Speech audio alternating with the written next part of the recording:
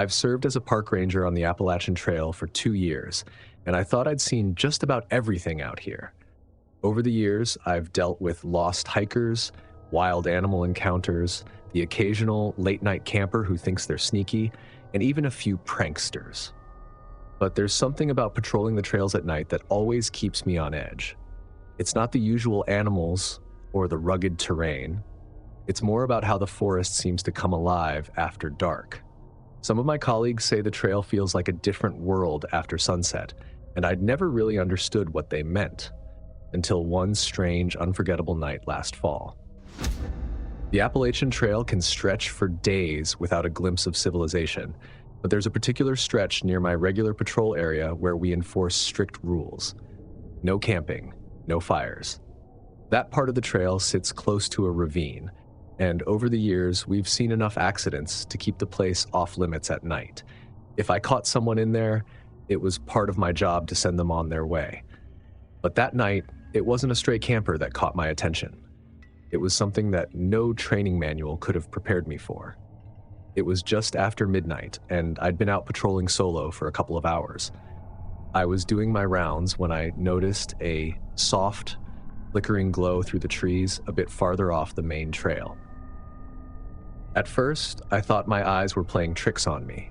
The light was faint, more like a shimmer, and the forest was dead quiet. Normally, you'd hear leaves rustling or some night creature rustling through the brush, but there was nothing. I kept walking, thinking maybe someone had broken the rules and set up a camp. It wasn't uncommon, especially with the kind of people who think they're above all the trail regulations. But as I got closer, I had a strange feeling about it. The light wasn't a typical campfire glow, nor did it look like someone's headlamp. It flickered and swayed like an old lantern. But who uses lanterns out here anymore? I stepped off the trail, keeping my flashlight pointed low to avoid giving myself away. The glow seemed to be moving deeper into the woods, like it was leading me somewhere, and I found myself following without really thinking it through. The beam would flash through the trees, just far enough that I could never quite make it out clearly, but each time I thought I'd lost it, it would flicker again, just a bit farther ahead. I'm a rational person, or at least, I like to think I am, but the whole situation made no sense. No one was supposed to be out here, especially not with an old lantern, and every logical part of me wanted to turn back. But there was something about that light, the way it just kept drawing me in. I told myself I'd just take a closer look, make sure no one was setting up a rogue campsite, and then head back to the main trail. Easy enough. As I got deeper, the air felt denser, heavier somehow. My breathing sounded too loud in the silence. It felt like I was being pulled along, and then suddenly, the light disappeared. I stopped right where I was, scanning the trees, wondering if maybe whoever it was had finally noticed me and turned their lantern off. But as I stood there listening, I noticed another strange thing. There wasn't a single sound around me. No insects, no breeze rustling the leaves, nothing. It was like the whole forest had gone silent. I kept walking, slower now, straining to see or hear any sign of life. Then, as suddenly as it had disappeared, the light flickered back on. Farther away this time, almost as if it was testing me, seeing if I'd keep following. I hesitated, but I'd already come this far. The ranger part of me, the one that always had to know the answers, won out over any lingering fear. I needed to see what was going on. The closer I got to the light, the more the forest seemed to close in around me. Branches seemed to stretch out of nowhere, brushing against me. The underbrush grew thicker, and I had to move carefully, stepping over roots and ducking under low-hanging limbs. Then, without warning, the light stopped moving. It hung there, suspended in the darkness, flickering faintly like an invitation. I stepped closer, trying to stay calm, but just as I got within a few yards of it, the light blinked out again, leaving me standing in pitch black. The sudden darkness made my heart jolt, and I quickly turned my flashlight on full beam, sweeping it through the trees, hoping to catch a glimpse of whoever or whatever had been holding that lantern. Nothing. Just empty trees and shadows. I muttered to myself, trying to keep my cool. "All right, whoever you are, you got me." My voice sounded too loud in the stillness, but there was no reply. I figured I'd give it one last scan before heading back, so I took a few steps forward, turning in a slow circle as I swung the flashlight. But as I was about to head back, a faint glint caught my eye. I took a step closer and froze. In the beam of my flashlight, hanging from a low branch just a few feet away, was an old, rusted lantern. It looked ancient, something out of another time, with glass panels covered in grime and a handle that looked like it hadn't been touched in years. There was no sign of the person who'd been carrying it, no footprints, no broken branches, nothing to suggest anyone had even been here. The lantern just hung there, swaying slightly as if caught in a gentle breeze. Only there was no wind. I don't know how long I stood there, staring at that lantern hanging from the branch. My whole being was telling me to get out of there, but I couldn't bring myself to turn my back on it. My duty as a ranger held me there, rooted to the spot. I was terrified. Every shadow around me felt like it was closing in, but I couldn't ignore the safety risk. The thought of an unattended flame in the middle of these woods kept me from walking away. Reluctantly, I took a few steps closer and reached out to grab the handle. The lantern was heavier than I expected, cold and rusty to the touch. With one last look around, I twisted the knob to put out the flame, plunging everything into darkness. I quickly set it back on the branch, wiping my hands on my pants, and started backing away. As I made my way back to the main trail, every few steps I'd look over my shoulder, expecting to see that eerie light flicker back to life behind me. By the time I made it back to the main path, dawn was just starting to break. I don't think I've ever been so relieved to see the sun creeping up over the horizon. I didn't tell anyone about the light right away. I wasn't even sure what to say, and I figured no one would believe me. But the whole thing just gnawed at me. The next day, I went back out to that part of the trail, trying to find any evidence that someone had been camping or hiking out there. But there was nothing. No fire pit, no trash, no footprints. Just an empty stretch of forest that looked like it hadn't seen a person in years. I still work that same area, and I keep my night patrols, though I've never seen the lantern again. But every once in a while, when I'm out there alone in the dark, I'll catch a flash of light through the trees. Just a glimpse, a flicker, as if something's still out there, waiting for me to follow. And now, whenever I see a glint or a shimmer deep in the forest at night, I keep my distance. I tell myself it's just the reflection of my flashlight or maybe another ranger.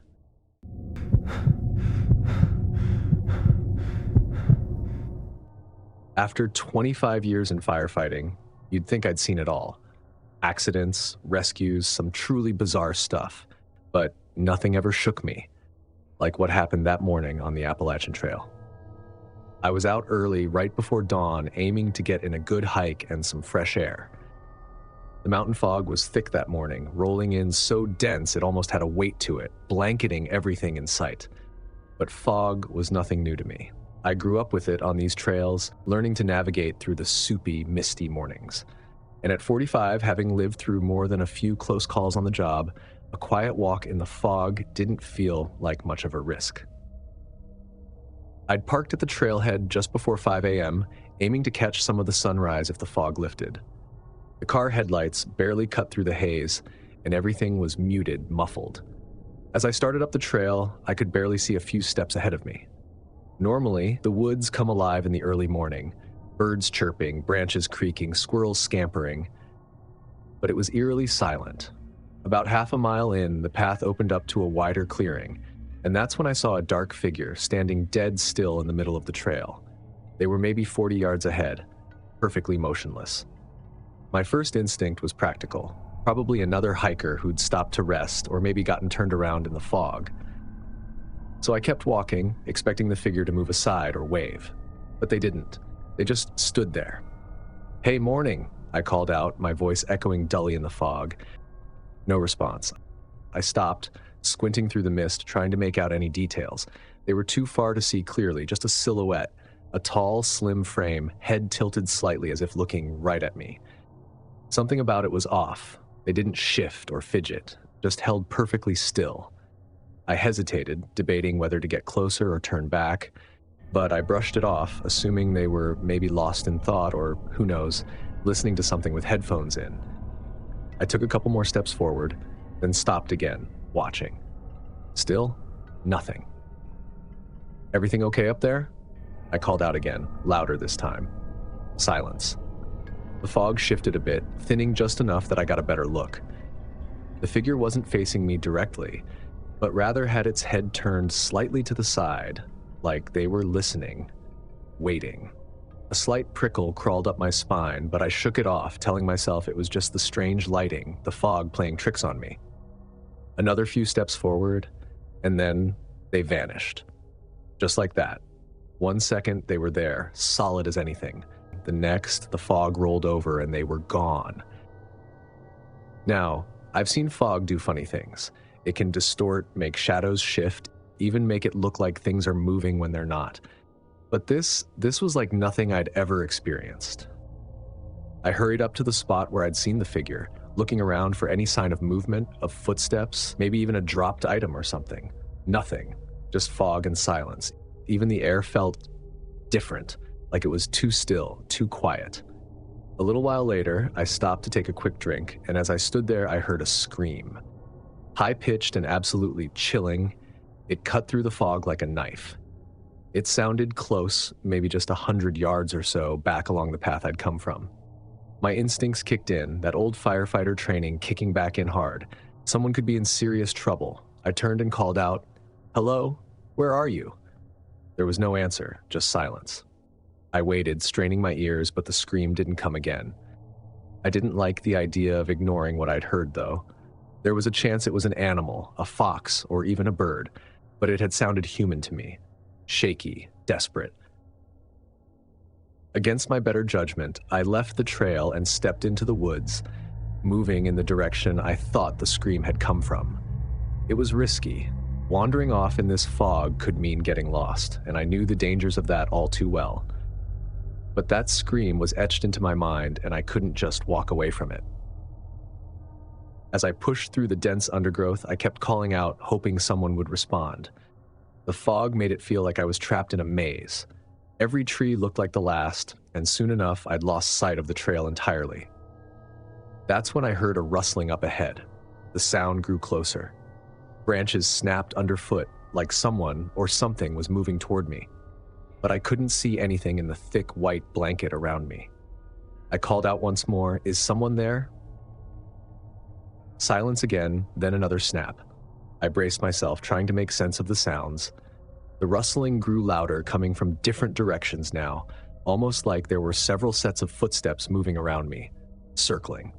I took a few steps back, searching for any sign of movement. And then, nothing. The sounds stopped. I stood there, heart hammering, waiting. "All right," I muttered to myself, "time to head back." I turned around, figuring I'd retrace my steps and find the trail, but that plan was easier said than done.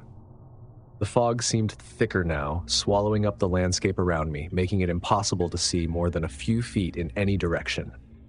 I started walking, trying to keep my movements steady, hoping I'd recognize something. A tree, a rock, anything to guide me back to the trail. Just as I started to get my bearings, there it was again. Another scream, piercing and desperate, echoing through the fog. It was closer this time, and my instincts flared up, urging me to move faster. But I couldn't shake the feeling that something wasn't right. The scream had sounded the same as before, the exact same pitch and tone, like it had been played back on a recording. It didn't feel real. I pressed on, more cautiously this time, and then, through the mist, I spotted the figure. Standing just a few yards away, barely visible in the dense fog, it was the same as before, unmoving, its outline fuzzy and distorted, and once again, it stood there, completely still, facing me. My first thought was that it might actually be someone lost, someone in need of help. But as I squinted, trying to make out the details, a cold realization set in. There was no color, no features, just a faint, pale outline, almost like a shadow. I took a step back, and the figure seemed to dissolve once more, blending into the fog until it was gone. Every instinct in my body was telling me to get out of there, but I couldn't find the trail. I couldn't even tell which direction I'd come from. Finally, I managed to find a slight break in the trees that looked familiar. I followed it, hoping it would lead me back, and after a few minutes, I found the trail again. Relief washed over me, but I didn't feel safe just yet. As the sun was getting higher, the fog began to lift and the trail became clearer. I picked up my pace, eager to put some serious distance between me and whatever I'd just run into. I didn't stop walking until I was well past the section of trail where I'd seen the figure, back in the open air where the fog had started to thin out. I whipped around, scanning the empty trail, and there was nothing. No one. I wanted to believe it was just the wind, a trick of my tired mind. But deep down, I couldn't shake the feeling that I'd stumbled onto something beyond my understanding.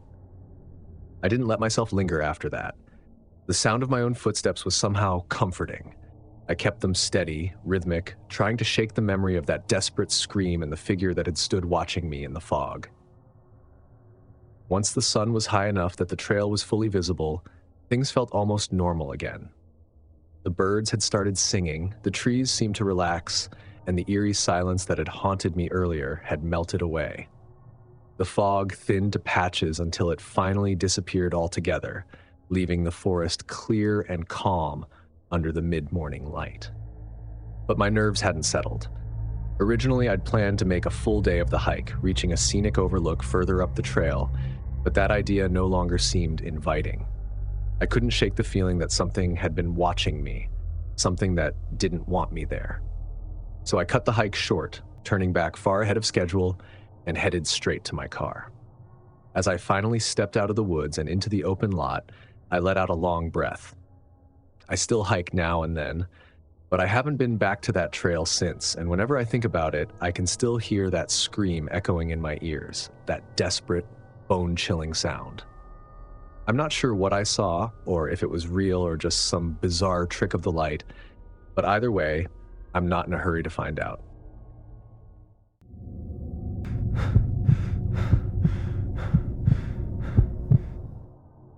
I'd been organizing this Appalachian Trail hike for quite a few months. This trip was meant as my getaway after a long, exhausting school year. As a teacher, I get that precious summer break, and every year I try to do something different. This time, it was the trail. I wanted to lose myself in nature, maybe clear my mind before the chaos of the next school year hit. And hey, the chance to say I'd hiked part of the Appalachian Trail sounded pretty great. In the first few days, I was covering a few miles each day, pacing myself and enjoying every bit of the wilderness. Every now and then I'd come across another hiker, but mostly it was just me, my backpack, and the trail.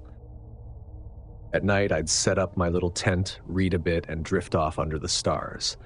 It was peaceful, almost like I was stepping back in time to a place where everything was simpler. On the third day, I came across a narrow, unmarked trail off to the side. It was tucked between two large trees, with branches arching overhead, almost like a doorway. I wouldn't have even noticed it if I hadn't stopped to adjust my pack. The trail didn't look like part of the main route, but I couldn't help myself. Curiosity got the better of me. I figured it was maybe a shortcut to a viewpoint or something worth checking out. I mean, I'd come all this way to explore, right? As I started down the side trail, the dense forest seemed to close in around me. It was quieter here, somehow. The canopy was thicker too, blocking out most of the sunlight, but I convinced myself it would open up soon, and that I'd get to a nice view, maybe even a clearing. A few minutes in, I started to realize the trail was getting narrower. The trees on either side felt like they were closing in. Bushes crowded the path, forcing me to duck and sidestep around branches. The packed dirt underfoot turned to patches of mud, with odd roots poking out like tripwires. About half an hour into the trail, I began to second-guess my decision. It didn't seem to be leading anywhere, just winding deeper into the woods, becoming less defined with every step. I'd noticed it earlier, but now it was undeniable. The trail was disappearing, almost like it was being swallowed up by the forest. It didn't even feel like a trail anymore, just a gap between trees. The unsettling part? I could have sworn I heard footsteps behind me. Every time I stopped to listen, though, the sound stopped too. I thought it might be an echo of my own steps, but after a while it was clear that wasn't it.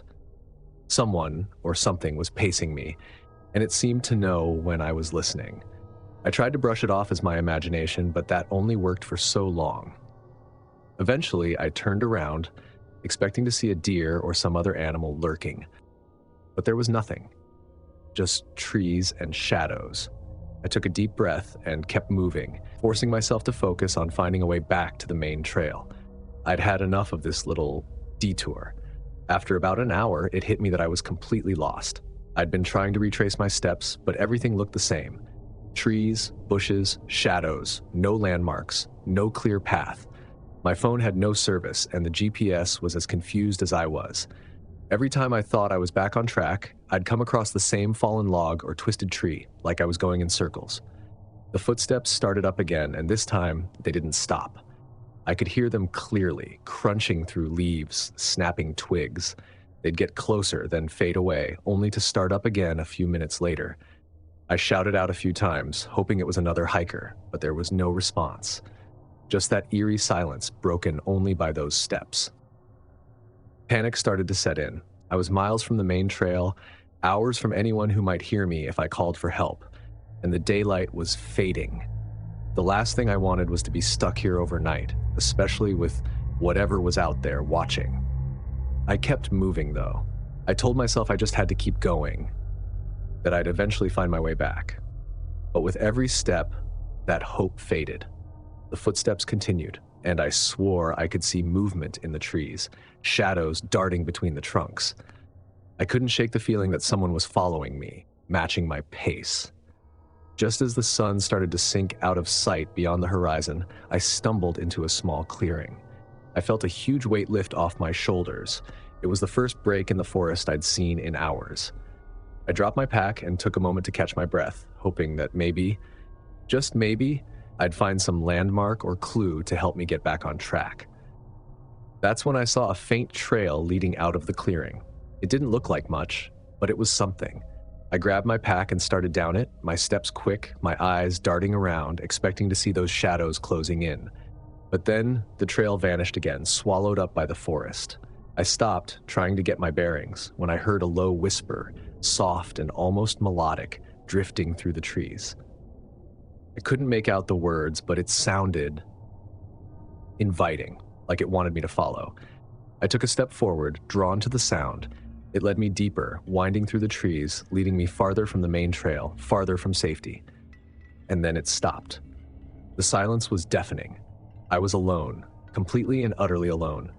The realization hit me like a ton of bricks. I had no idea where I was, no idea how to get back. And now, with the sun gone and the forest cloaked in darkness, I was at the mercy of whatever was out there. I don't know how long I stood there, frozen in place, listening to the silence. But eventually, I forced myself to move, to keep walking, even though every instinct was screaming at me to run. The forest seemed alive, shadows shifting and twisting. I could feel it, something watching just beyond the edge of my vision. I stumbled, tripped, clawed my way through the darkness. Hours passed, I don't know exactly, I lost all sense of time. The forest seemed endless, stretching on forever like a labyrinth. And then, just as I was about to give up, I saw a faint glimmer of light, barely visible through the trees. I pushed forward, desperate for a way out. The light grew brighter, closer, until finally I broke through the trees and found myself back on the main trail. I don't know how I made it out, don't know what led me back. But as I stood there catching my breath, I knew one thing for sure. I would never, ever set foot on that trail again. The forest had shown me its true face, had let me glimpse the darkness that lay hidden beneath the trees. And I knew, deep down, that I was lucky to have escaped with my life. I can't shake the feeling that whatever's in those woods had let me go, almost as if it chose to. Since then, I've told anyone who asks about hiking the Appalachian Trail the same thing. Stick to the main trail. Don't wander down unmarked paths, and don't go looking for a better view. The forest there, it has a mind of its own. And trust me, it's best not to find out what happens when you go looking too deeply into it. The Appalachian Trail might be beautiful, but it hides secrets.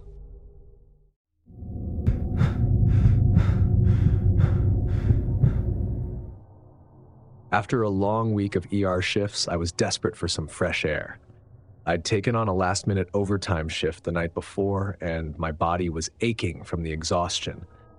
But the idea of being out in the open, surrounded by trees instead of fluorescent lights and monitors, sounded like exactly what I needed. I didn't plan for anything intense, just a short solo hike along one of the quieter parts of the Appalachian Trail in Maine. I packed a light bag, grabbed my water bottle, and set out early in the morning to beat any other hikers. This section of the trail was secluded, hardly touched by others, which was perfect for clearing my head. The first hour was peaceful, and I got lost in the beauty around me. The golden sunlight breaking through the tree canopy, the earthy smell of damp soil, the sounds of nature. It was exactly what I needed. I was well into the hike, maybe another hour past the trailhead, when I first noticed something off. Far off to my right, maybe 50 yards from the trail, stood a figure.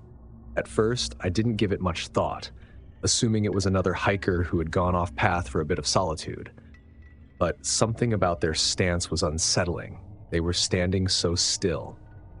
I slowed my pace, squinting through the trees to get a better look. The figure seemed to be facing me, though it was hard to tell with the way the shadows played across their form. The sunlight filtered down through the trees, casting a strange, almost unnatural glow around them, making their skin appear ghostly pale. It was odd, and for some reason, I felt a prickling unease. "Hey!" I called out, hoping to shake off the discomfort creeping over me. "Are you okay?" No response. The figure remained motionless, staring in my direction. I couldn't even make out if it was a man or woman. They just seemed to be there, blending into the shadows, yet somehow standing out. I took a tentative step forward, hoping a bit of movement would encourage a reaction. But the figure didn't move an inch. I debated whether to get closer, but something deep down told me not to. Still, I took another step, peering through the trees for a clearer view, and then they turned.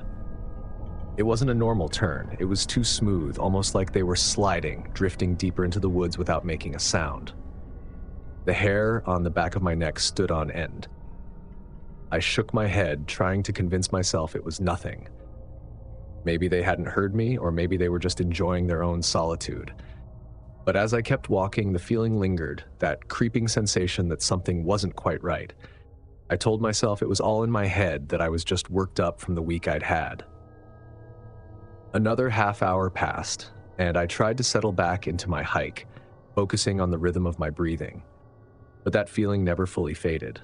I kept checking behind me, sure I'd see that figure lurking in the trees. And then I saw them again. This time they were much closer, maybe 30 yards away, standing off to my right. Same pale skin, same motionless stance facing me. I stopped dead in my tracks, a chill spreading through me. How had they gotten ahead of me without me noticing? "Hello?" I called, louder this time. "Is everything all right?" Nothing. Not a flinch, not a sound. They just stood there, watching. I could feel my pulse quicken as I watched them, waiting for some kind of reaction. I took a step back, my eyes never leaving the figure. And then, just like before, they turned, gliding away, deeper into the woods until they vanished from sight. It was almost as if they were leading me somewhere. I was officially unnerved now. There was something incredibly wrong with this person, and I didn't want to find out what it was. I turned back to the trail, picking up my pace, keeping an eye out for any familiar landmarks that would lead me back to the parking lot. I walked faster, telling myself I was overreacting, that it was just a strange hiker with a weird way of moving, or maybe even someone playing a prank. But deep down, I didn't believe that. There was something too unnatural about the way they appeared and disappeared, like they were part of the forest itself.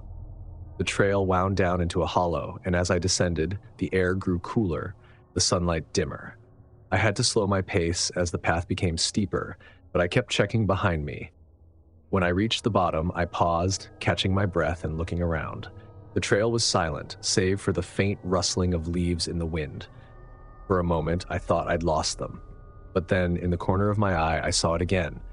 Just a hint of pale skin peeking from behind a tree. I froze, staring at the spot, but there was nothing there, just shadows and trees. I forced myself to keep moving, quickening my pace, desperate to put some distance between me and whatever that was. Finally, after what felt like a lifetime, I reached a familiar clearing. I was instantly relieved as I recognized the trail marker just ahead. I was close to the parking lot now, maybe 10 minutes away. I practically jogged the rest of the distance. But as I broke into the parking lot, I couldn't help looking back. There, standing just at the edge of the woods, was the figure. They were farther away now, almost swallowed by the shadows, but still watching me. As I hurried back to my car, fumbling with my keys, I looked over my shoulder one last time and saw the figure take a few steps toward me. It was just enough to send my heart racing even harder. My hands shook so badly that I struggled to get the key in the ignition, and the engine felt like it took ages to turn over. Finally, the engine started, and I sped out of there without looking back. Even now, lying in bed, I can't get that moment out of my head. The logical side of me tries to convince me it was just some lost hiker, but deep down, I know better. I haven't been back to that trail since, and I can't shake the feeling that whatever I saw wasn't supposed to be there. And it certainly didn't want me there either. If I'd hesitated a moment longer, if I hadn't managed to start the car, well, I don't want to think about it. One thing's for sure. Whatever was out there, it wasn't something I'd want to meet again. If these stories made you second guess your next hike, hit that like button and subscribe for more real-life horror. Got your own unsettling outdoor experience? Drop it in the comments. We'd love to hear every spine-tingling detail. And remember, on trails like these, trust your instincts, because sometimes the wilderness watches back. Thanks for watching, and I'll see you in the next nightmare.